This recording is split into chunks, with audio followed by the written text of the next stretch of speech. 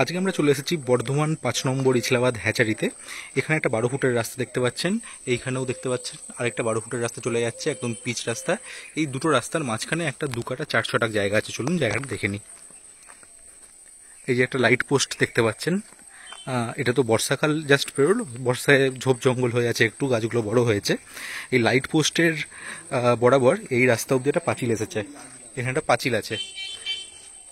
এই পাঁচিলের ঠিক বাঁ দিকে মোটামুটি ৩০ ফুট ফ্রন্ট, দুদিকে রাস্তা, একটা ২ কাঠা ৪ ছটাক জায়গা আছে, ওইদিকে পাঁচিল দেওয়া আছে এবং তার বাঁ দিকে।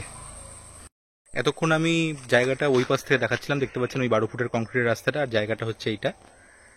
আমি এই পাশে যে রাস্তাটা আছে, যেটা পিচ রাস্তা, সেই রাস্তায় এসে দাঁড়িয়েছি। দেখুন খুব সুন্দর পিচ করা রাস্তা আছে, সামনেই আপনার মেন রোড, খুব বেশি ভেতরেও নয় জায়গাটা, সুন্দর জায়গা, বাস্তু জায়গা, ২ কাঠা ৪ ছটাক।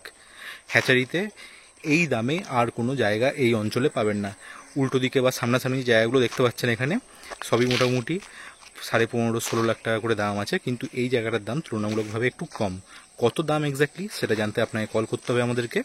আজই যোগাযোগ করুন আমাদের সাথে।